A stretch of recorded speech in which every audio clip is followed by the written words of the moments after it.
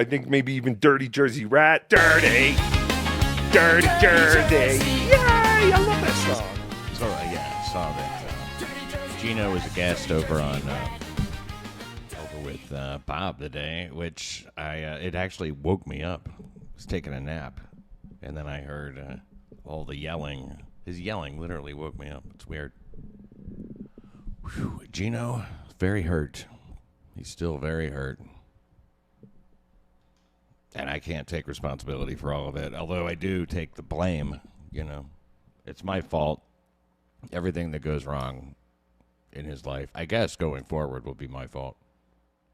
It's a shame, you know. Of course, my first instinct is to, like, watch it through and correct all the bullshit that he says that is, like, nonsense, that I fled, that I wasn't on meth yet at that time. You know, if you guys assess me as a methamphetamine user, then I guess you see it his way. But I've never even seen meth. I mean, so it's the way it's gone is that I punched that guy, you know, knowing what he was trying to do, which is obviously he was trying to, I guess, basically do what Kevin ended up doing, you know, which is to just exploit my personal life for laughs. So that made me mad. And I did what I did instantly, you know, and he did it to provoke me, but it was important for Gino, as soon as this happened, to make himself blameless, you know, that I did this for no reason. And that's been the cause of a lot of the stuff that he's thrown out there. You know, that, like, all the crazy paranoid things he says that I thought, which there's no, I don't know, man, show me the trail of that. You know, there's no evidence of that anywhere. And the reason I say no evidence of it is, like, I guess he's one of these guys that you're supposed to believe it just because he says it. And I guess he thinks it sounds like a good story, but it's just like when Anthony asked him right after it happened, "What'd you do?" "Nothing." And then he's like, "What'd you do?" And he's like, "Well, I had his axe on." That's it. You know, he's not going to own up to the fact that that's exactly what it was, man. I mean, like, it has to be, I am on drugs.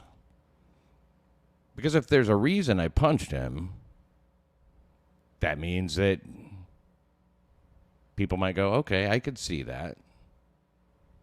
And that can't happen in his mind, you know. No one has ever said anything about me hitting any women until this.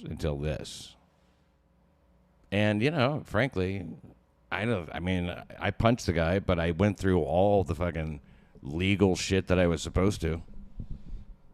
So I don't really understand why that's not enough for him. If he wanted money, he could have gone with the GoFundMe that Bob tried to set up for him, or he could have pursued it through the courts. He did misquote me today in the super chat that I sent. I didn't say New York state law says you can't sue me. That's not what I said. I said New York State says I don't owe you anything, that I owe you nothing. The law says I owe you nothing. Now, you could have pursued that in court. According to New York law, you can be compensated for whatever you spent that I cost you. You didn't pursue that. Why? I don't know. I think it's because his jaw wasn't broken. I'm saying it with certainty. His jaw wasn't broken. There's no way that, like, that. I mean, you can just tell that there's absolutely no way that his jaw was broken. I mean, there's no evidence that his jaw was broken except that he says it. So we have to take Gino's word on so much. He did make an offer today. If somebody's willing, what was it?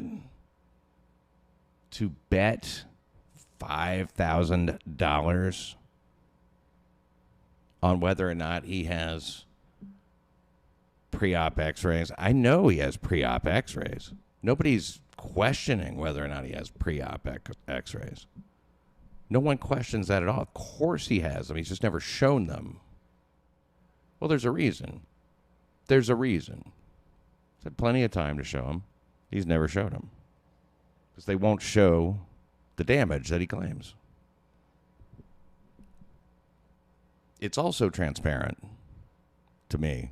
I mean, you know, I know it isn't to everybody, and I know that, like, not everything that you guys see is going to make the most sense because... Sorry, I got an interesting text. Since you've gotten it piecemeal, a lot of it, you know, probably people have questions about it and stuff. I don't know. Maybe you don't. And I hate to come out sounding all serious and shit. To me, it's just another run through, you know. That's one thing about Gino is that whenever he refers to me with like 5 or 6 adjectives. You know, those are all in there. Because he's trying to reinforce these things. He said that he didn't sue me because I didn't have any money. Now, I don't have any money. Gino telling me that I don't have any money, I mean, I don't know what to say. The man's $33,000 minimum in debt. I could never sue him. He says, well, I could sue him, and then he would have to bring all these women to court. It's like, right. For what? Even when there's a settlement against you, you don't pay it. I mean, Amex isn't taking him to court. They took him to court and got a default settlement. That's what he owes, according to court. So it isn't Amex, I don't think, that'll come. I mean, I don't have any idea how that gets handled, to be honest. I don't think that they're ever going to get it out of him in installments or anything. None of my business, really. I don't care. You know, the fact is they got a court settlement against him. So even if I got a court settlement against him for any amount of money, good luck getting it. And the thing is like, I'm not interested in becoming involved in a prolonged kind of legal situation with Gino. I've been in one already. See, that's the thing. When he says I fled, okay, well, I punched him June 20th, and then I moved at the end of July. Not 10 months behind on my rent, as he says. I made an arrangement with my landlord. He was happy. There's no 10 months behind on rent. But, you know, he likes to say it. It makes me out to be a deadbeat. So I'm a deadbeat, a drug addict, a woman beater. Originally, he was saying I was a real racist.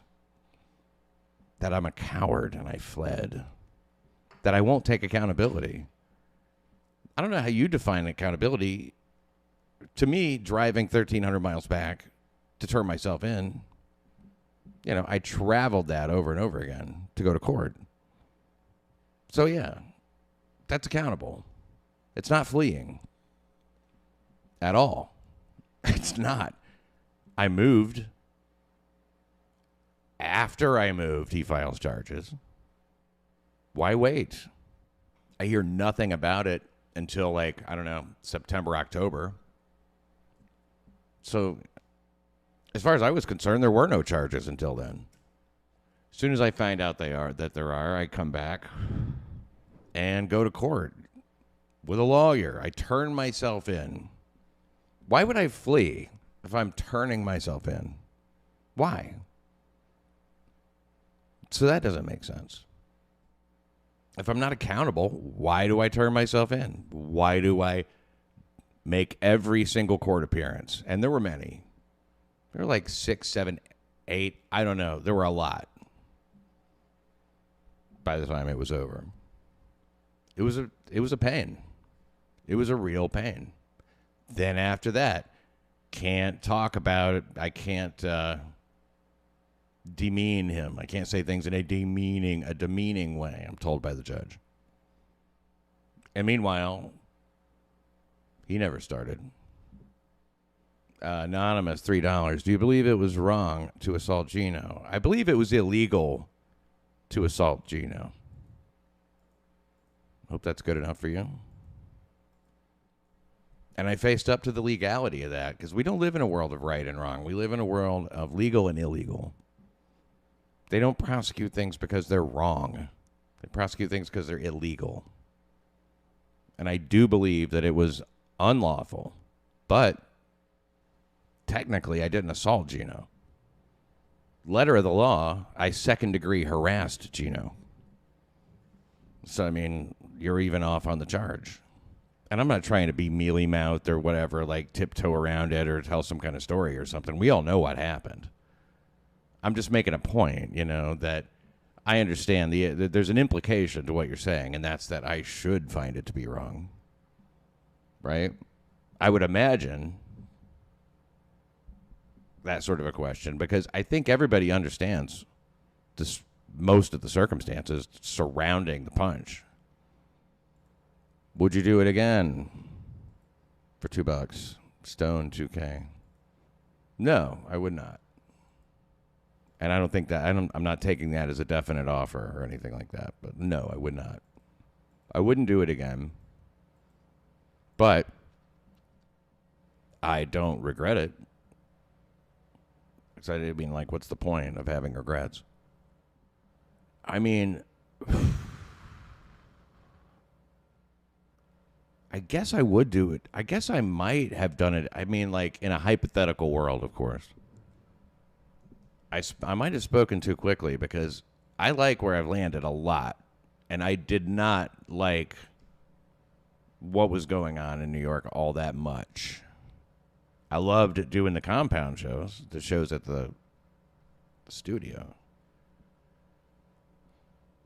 But I don't know. I mean, I like where I've landed an awful lot. And I like the situation that I'm in now an awful lot. So if I knew that it would end up exactly the same, yeah, I would do it again, hypothetically. But I would never do it again. And I don't look, I don't pretend that it's been pleasant or anything like that. I don't think in the end it was because you know what? Here's the other thing. I don't know the other half of it. So I tend to go with the life that I know rather than the life that I don't. And the life that I don't know is what happens if I don't do that. So yeah, I guess maybe I would do it again. I don't know. It's a tough question. You get into timelines and shit, and like the stuff of time travel. The thing is that Gino has no idea what my life is like. None. You know, he doesn't know the particulars of my situation. He half the time doesn't even know what town I live in. Now he doesn't know what state I live in. I think I heard him say Virginia or something. I live in Chattanooga. I'm just very plain about that. Chattanooga, Tennessee. Fourth largest city in Tennessee. It's saying a lot, right? It's perfect for me. I stream and I play Scrabble. I hang out, whatever, you know. I can do anything I want. I have a peaceful life. It's a nice place. I like it. So it's not this like train wreck. He's like, you get the life you deserve. Then I guess that's always true, right? I'm not angry like he is. You know, I'm not hurt. He's still hurt. You know, he talks about being in the same room with me. Oh, when I'm in the same room with him. I mean, keep talking big, man. That makes you feel better. Whatever, you know. I have... First of all, that's... Unless we both make an effort, that's never going to happen. That's what I would suspect. I can't imagine why we'd be in the same room. If you still feel the way you feel, do what you need to do. But I don't think that's ever going to come up. So I think he probably figures the same thing. that it's probably never going to come up. So it's more fun to talk tough. See, there's nothing good about me. But the only thing Gino will acknowledge is that I've written good jokes. Well, he's disliked me for a while. He disliked me for a while before I punched him, in fact. Or he resented me being around or something. I tried being friends with him. He was not interested after a while. Which was another thing he kept talking about. My friend Pat, before he went crazy on drugs. I can tell Gino has been drinking, it seems like less. So, I'm happy for him there. Gribbler. Hard to trust the one that acts like a howler monkey. Yeah, well. You would think, right? You would think. But the stuff he says just, a lot of times it's just wound up being stuff that anybody who, for whatever reason, doesn't like me particularly, they can sling, It's just like all these other claims that people make about people that they know not to be true. Gino knows that stuff, or at least at one time he knew it not to be true. I understand the things that he's looking at. He couldn't wait to hook up with the other ex that I had and pump her for information. Hell, she reached out way after all this stuff was resolved, trying to get in touch again and stuff. As if, as if I'd touch a woman with the taint of Gino on her. Anyway, you could see to this day, it just pains him and triggers him. And, I don't want that for him. I don't want that life for him. I don't want that anger in him. I don't want that hurt, that pain. He's very angry, which means he's very much in pain. I envision a world where all these things are just not important anymore. And they're resolved or unresolved. It doesn't matter. Everybody's just cool. Because then you see what you might have liked about somebody to begin with. Now, I don't anticipate that happening. I mean, that's, I'm describing something kind of impossible, I suppose. And probably boring to most people. But I've never had rifts with people that have been, very few people. And there is a common thread. I've gotten along with people I've worked with. Got along great with Ant. Everybody else at the studio, unless there was, occasionally some issue. No more than regular workplace stuff.